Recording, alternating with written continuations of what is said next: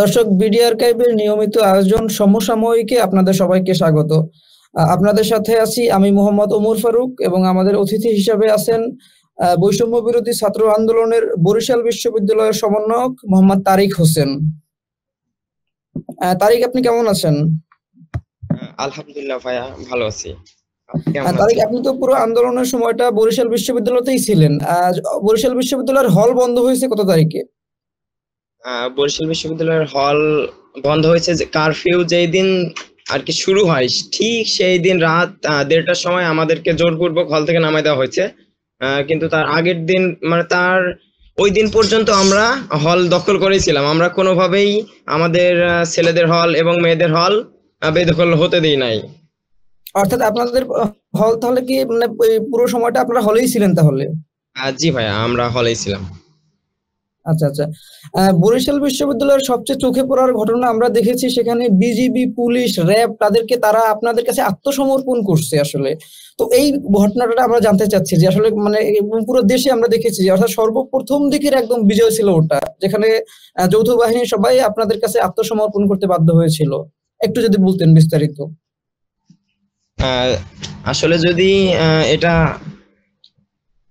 সূচনা থেকে বলতে হয়, তবে হচ্ছে এই আত্মসমর্পণটা হচ্ছে 18ই জুলাই, কিন্তু এর পিছনে হচ্ছে একটা কারণ আছে। 17 জুলাইয়ের ঘটনাটা, আমাদের যখন 17 জুলাই আমরা রাস্তা অবরোধ করি, তখন আমাদের সংখ্যাটা ওই দিন অতি নগণ্য ছিল, যার ফলে আমাদের এইখানকার যারা পুলিশ সদস্য ছিল এরা আর কি সিদ্ধান্ত নেয় যে পরবর্তী দিনে আমাদের হয়তো বা রাস্তাতে নামতে দিবে না, যে কোনো মূল্যে আমাদেরকে আটকায় ফেলবে। এর জন্য মানে ওরা একদম ভোরবেলা থেকে 18ই জুলাই যৌথ বাহিনী আর কি, পুলিশ, বিজিবি, র্যাব, অত্যাধিক সংখ্যক সেনা তো না, অত্যাধিক সংখ্যক বাহিনী নিয়ে আর কি আমাদের বিশ্ববিদ্যালয়ের মূল গেট দখল করে ফেলে এবং বিশ্ববিদ্যালয়ের মূল গেটে তালা মেরে দেয়, যাতে আমাদেরকে বেরই হতে দিবে না। এবং আমাদেরকে বিশ্ববিদ্যালয়ের প্রশাসনকে জানাই দিছে, ভিসি প্রক্টোরিয়াল বডিকে, যে আপনাদের শিক্ষার্থীরা কোনোভাবেই আজকে রাস্তায় নামতে পারবে না, যা করার বিশ্ববিদ্যালয়ের ভিতরে করতে পারে, বাইরে নামলেই আমরা সরাসরি গুলি চালাবো।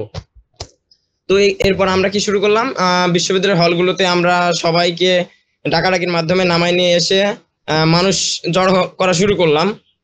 এবং এই যে আত্মসমর্পণের বিষয়টা যদি আপনাকে বলতে হয়, তো আমাদের বিশ্ববিদ্যালয় মূলত ভৌগোলিক ভাবে একটা সুন্দর একটা জায়গাতে অবস্থিত, যার আপনারা হয়তো জানেন দুই পাশে আছে 2টা ব্রিজ।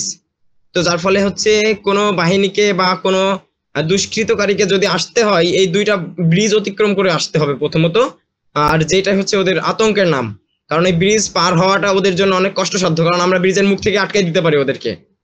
পাশাপাশি আমাদের বিশ্ববিদ্যালয়টা বাংলাদেশের 8 নাম্বার গুরুত্বপূর্ণ মহাসড়ক, যেটা ঢাকা পটুয়াখালী কুয়াকাটা মহাসড়ক।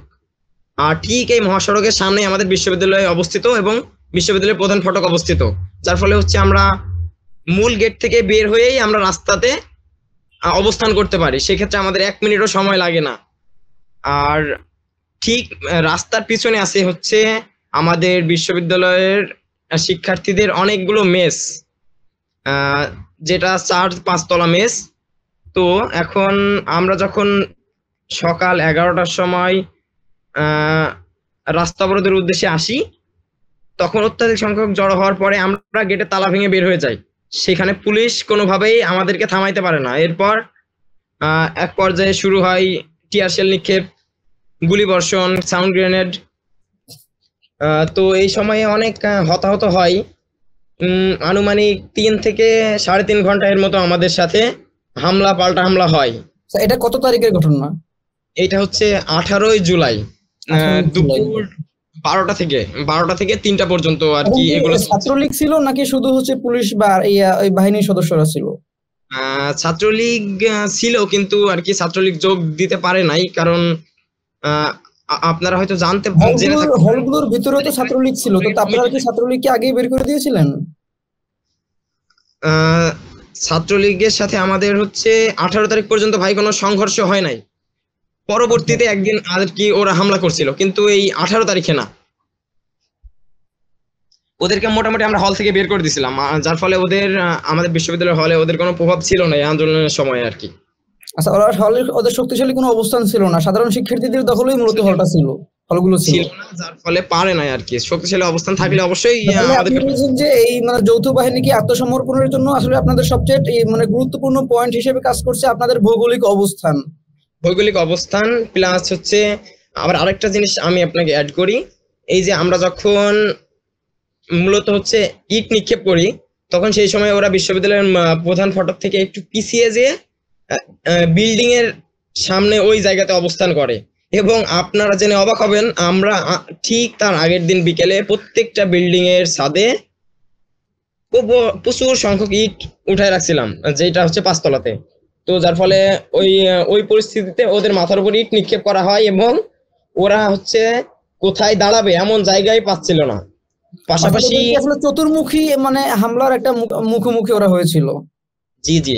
এবং ওই 18ই জুলাইতে ভাই হচ্ছে আমাদের এই যে বিশ্ববিদ্যালয়ের এলাকাবাসী যারা আছেন উনারাও আমাদের সাথে কিছুটা যোগ দিয়েছিল, কারণ মানবিকতার জায়গা থেকে তারাও বুঝতে পারছে যে না, আমাদের ছাত্রছাত্রীদের উপর হামলা করা হচ্ছে, এটা আমাদেরও আর কি দেখার দরকার। যার ফলে ওরা দেখেছিলাম যে এলাকার মানুষজন আপনাদের জন্য ভাত রান্না করে নিয়ে আসতেছিল, বিভিন্ন খাবার টাবার নিয়ে আসতেছিল, আচ্ছা আপনাদেরকে সার্বিক সহযোগিতা করছে। তো এই এলাকার মানুষজন ছাড়াও অন্য কোনো শিক্ষা প্রতিষ্ঠানের সহায়তা আপনারা পেয়েছিলেন কিনা? বরিশাল বিশ্ববিদ্যালয়ে ওই আশেপাশে এই বিএম কলেজের একটা বড় অংশ শিক্ষার্থীরা আছেন, তো ওনাদের থেকে আপনারা কোনো সহায়তা পেয়েছেন কিনা? হ্যাঁ, আমরা হচ্ছে বিএম কলেজের সহযোগিতা পেয়েছি, তারপর হাতেমালি কলেজ, সিটি কলেজ, তারপরে বরিশালের হচ্ছে মহিলা কলেজ, পলিটেকনিক, তারপর পাশাপাশি আমাদের এখানে আশেপাশে ভাই প্রাইমারি স্কুল আছে, হাই স্কুল আছে, ইভেন ওইসব বাচ্চা কাচ্চারাও রাস্তায় নেমেছিল। পুলিশদের কোনোভাবেই আর কি ওরা কিছুই মনে করে নাই, ওই বাচ্চারাও বুক চিতিয়ে দাঁড়ায় থাকতো। এইগুলো ছিল আমাদের জন্য অনেক একটা প্লাস পয়েন্ট। আচ্ছা, বরিশাল বিশ্ববিদ্যালয়ে ছাত্র রাজনীতি বন্ধ হচ্ছে কিনা বা আপনারা এ ব্যাপারে কি চিন্তা ভাবনা করেছেন?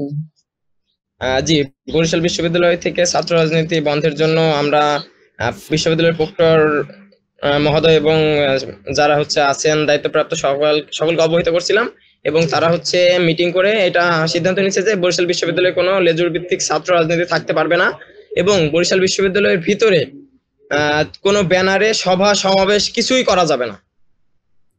এবং আমাদেরকে তিনারা এই আশ্বাস দিছে যে অতি দ্রুত সময়ের মধ্যে ছাত্র সংসদ নির্বাচন দিবেন যে কোনো মূল্যে। অর্থাৎ আপনারা চান বরিশাল বিশ্ববিদ্যালয়ে যে দলীয় রাজনীতি বন্ধ করে সেখানে ছাত্র সংসদের মাধ্যমে ছাত্রদের প্রতিনিধি নির্বাচিত হবে। জি, যাতে হচ্ছে আমাদের সকল দাবি দাওয়া আমরা ছাত্র সংসদের মাধ্যমে আর কি আদায় করতে পারি। এবং আচ্ছা, যেই লক্ষ্যে আপনারা আন্দোলন করেছেন সেই মানে এই পুরো জীবন বাজি রেখে, তো আপনার কি মনে হয় যে লক্ষ্য কতটুকু বাস্তবায়ন হয়েছে, অর্থাৎ বৈষম্য দেশ থেকে কতটুকু দূর হয়েছে আসলে? দেখুন, এখন যদিও আমাদের যেই কোটা সংস্কার আন্দোলন সেটা সফল হয়েছে, কিন্তু আমাদের পরবর্তী এখন যে মিশন সেটা হচ্ছে দেশ সংস্কার। শুধুমাত্র কোটা সংস্কার হলে দেশের মানুষ সার্বিক বৈষম্য দূর করা। জি, আমাদের এখন বৈষম্য দূর করার যে লক্ষ্য সেটা আমাদের এখনো অবশ্যই পূর্ণতা পায় নাই। এর জন্য আমাদেরকে আরো অনেক কিছু করতে হবে। কোন কোন সেক্টর আপনার কি মানে আপনার মাথায় কি মানে কোন ব্যাপারগুলো কাজ করতেছে যে এই সেক্টরগুলোতে দ্রুত পরিবর্তন সম্ভব? এখন পরিবর্তনের মধ্যে প্রথমত দেশের আইন শৃঙ্খলা যে সেক্টরটা, এইটা দ্রুত আর কি সরকারকে নিজের আয়ত্তে আনতে হবে যাতে দেশে বিশৃঙ্খলা সৃষ্টি না হয়। তারিক, এখন বর্তমানে যে দেশের যে অস্থিতিশীল যে পরিস্থিতি, অর্থাৎ আমরা দেখছি প্রায় 1 মাস হয়ে যাওয়ার পর এখনো কিন্তু পরিস্থিতি পুরোপুরি শান্ত হয় নাই, তো এখানে আসলে সমন্বয়ক বা ছাত্র জনতার প্রতি আপনার আহ্বান কি থাকবে?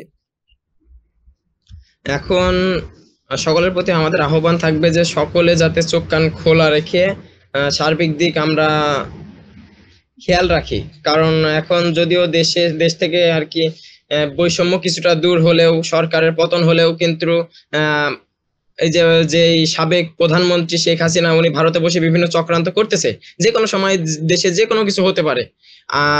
আমি একটা জিনিস জানছি একটা গোপন সূত্রে, আর্মির কিছু মেজরদের মাধ্যমে ওনারা জানাইছে যে দেশে এখন 8 থেকে 9 জন জেনারেল আছেন যিনি হচ্ছে প্রধানমন্ত্রীর নিজ হাতে নিয়োগপ্রাপ্ত। ওনারা এখন পর্যন্ত গোপন ষড়যন্ত্রে লিপ্ত আছে, কিভাবে কি করা যায়। তবে এই মুহূর্তে উনাদেরকে বাধ্যতামূলকভাবে অবসরে পাঠানো যেতে পারে, পাঠিয়ে যোগ্য ব্যক্তিদেরকে সেনাবাহিনীর দায়িত্ব দিয়ে দেশের পরিস্থিতি একটু শান্ত করার চেষ্টা করা যায়, যার ফলে হচ্ছে দেশের জন্য ভালো হবে। পাশাপাশি এই যে একটা জিনিস অবগত আছেন, দক্ষিণ এশিয়াতে বর্তমানে রাজনৈতিক পরিস্থিতি অনেকটা ঘোলাটে। যে কোনো সময় বিশৃঙ্খলা সৃষ্টি হতে পারে, ইভেন ভারতের সাথেও লাগালাগির পর্যায়ে যেতে পারে। কিন্তু আওয়ামী সরকারের আমলে ভারতের সাথে তার হচ্ছে যে একটা সম্পর্ক, যার ফলে বাংলাদেশের সেনাবাহিনী থেকে আমরা বিশৃঙ্খলা লক্ষ্য করছি, সাধারণ শিক্ষার্থীরা কিন্তু ওখানে আন্দোলন করতেছে মণিপুর এবং সেভেন সিস্টার্স অতিরিক্ত উত্তেজিত, তারা চাচ্ছে যে স্বাধীন হোক। তারপরে এইটা শুনেছেন হয়তোবা, গতকালকে ভারতের পররাষ্ট্রমন্ত্রী বলেছে যে বাংলাদেশ ইস্যুতে আমাদেরকে সতর্ক থাকতে হবে এবং সকল সেনাদেরকে যুদ্ধের জন্য প্রস্তুত থাকতে বলা হয়েছে। যার ফলে এটা কিছু একটা ইঙ্গিত দেয় যে তাদের মাঝে মনের মাঝে কিছু কিছু চলতেছে এবং আমাদেরকে অবশ্যই সচেতন থাকতে হবে। তবে একটা জিনিস কি, আমরা যুদ্ধ কখনোই চাই না, শান্তিপূর্ণভাবে যদি সবকিছু সমাধান হয়। এই যে এই বিগত দিনে আমরা লক্ষ্য করেছি যে ভারত একটি অঘোষিত যুদ্ধ করে ফেলেছে ইতিমধ্যে, যদিও আমাদের অনেকের কাছে যুদ্ধ সেটা মনে না হতে পারে, কারণ এটা হচ্ছে মানব সৃষ্ট একটা পানি দুর্যোগ, কিন্তু এটা তো একটা স্বাধীন দেশের উপরে আরেকটা দেশ করতে পারে না। তো আমাদেরকে এই জন্য খেয়াল রাখতে হবে এবং এই চুক্তিগুলো ভালোভাবে বাস্তবায়ন করতে হবে, যাতে পরবর্তীতে এরকম কিছু না করতে পারে। প্রয়োজনে বাঁধের বিকল্প হিসেবে যদি বাঁধ করতে হয় অথবা নদী খনন করতে হয়, সেগুলোও করতে হবে আমাদেরকে। অর্থাৎ ভারত অযৌক্তিকভাবে বা অবৈধভাবে ভারতের সাথে যে চুক্তিগুলো আছে বা দেশের স্বার্থ বিরোধী যে চুক্তিগুলো আছে, সেগুলো হচ্ছে আপনি অনতিবিলম্বে সেগুলোকে বাতিল দেখতে চান। জি, সেটা বাতিল অবশ্যই দেখতে চাই। তারিক, আপনাকে অসংখ্য ধন্যবাদ আমাদের সাথে এতক্ষণ থাকার জন্য। দর্শক, আমাদের আজকের অনুষ্ঠান এখানেই শেষ করছি। আমাদের দেখা হবে পরবর্তী অন্য কোনো অনুষ্ঠানে। ধন্যবাদ।